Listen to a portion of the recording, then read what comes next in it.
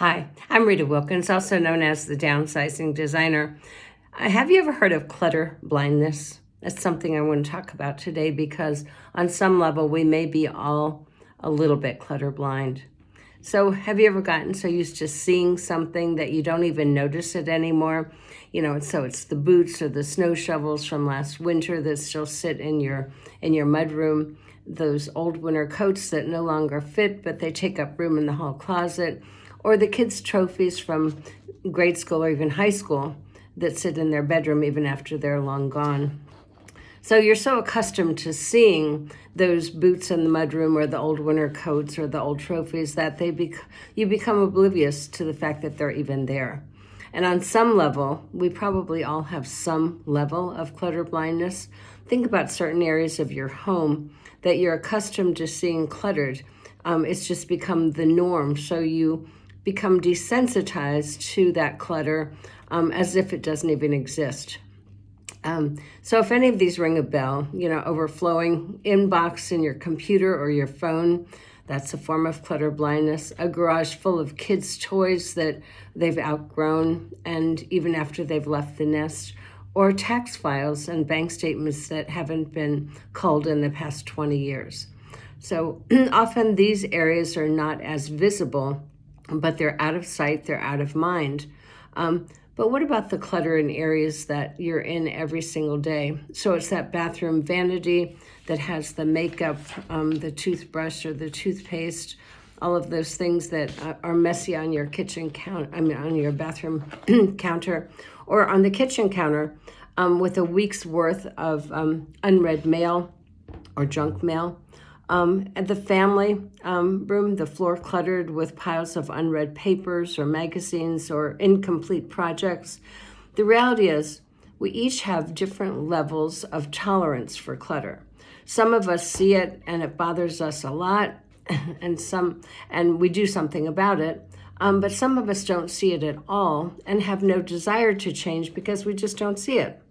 So I find this to be true in working with married couples or partners who live together, also with kids. Many families will say, the kids just don't see it, or the husband or the wife will say, well, my husband or my wife just don't see what I see. So one might have a very high tolerance for the amount of clutter in their home. They don't see it. They don't even notice it. And so they might be subjected to clutter blindness. They could care less. It's not worth their time or their effort or energy because they don't see it. So that partner or spouse is not at all motivated to help with that decluttering process because they literally don't see it and they don't get why the other partner becomes so upset. On the other hand, the other spouse or partner might have a very low tolerance for clutter in their home. They might feel that they're constantly picking up and cleaning up after everyone in the household, and they can never find what they're looking for with that clutter. So obviously this creates a lot of stress and frustration in a household when one is clutter blind and the other's not.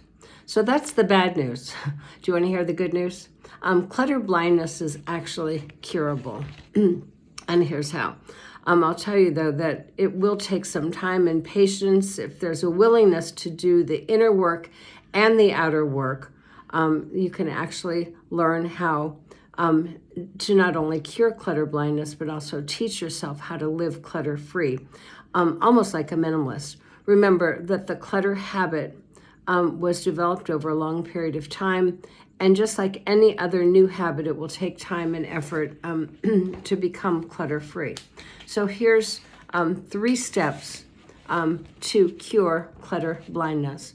Number 1, acceptance of clutter blindness. So accept the fact that you or your partner just don't see the clutter. And when you don't see it, there's obviously no motivation to clear it. So acceptance is key, and it's a starting point. Number 2 is awareness of clutter blindness. So if you know what this word means now, maybe it's going to resonate a little bit differently with you. The second big step then of curing clutter blindness is to take pictures of every nook and every cranny in your home, every closet, every drawer, cabinet, and countertop, This exercise will help you open your eyes to the messes that you might have previously been oblivious to. And it will also give you a new perspective and help you look at your clutter more objectively. When you start to see what you didn't see before, it will motivate you to do something about it. And number 3 is action to cure clutter blindness. So if you're motivated to start taking control of the clutter in your life, I strongly recommend you asking for help. Someone you know who has successfully decluttered, or even a professional decluttering expert. This person can help you create a plan, a timeline, milestones to accomplish your decluttering project. They'll also guide you through that process step by step, room by room. They'll also help you to discover why you clutter in the first place, and is confronting those old habits. Only then can you begin to train yourself to see the clutter where you were once clutter blind. And that's when the motivation kicks in and start to cure that clutter blindness once and for all. And once you do clean an area, it's wonderful to take an after picture so you can see what it looked like before, see what it looks like after. You might take something as simple as a junk drawer and clear the clutter out of that, organize it, get rid of the stuff that's not needed in there. And then just as you go through your house, could be your closet, it could be, maybe just the countertop in the kitchen. Take a picture of it when it's nice and clean, and that will motivate you to move forward. Hope this helps.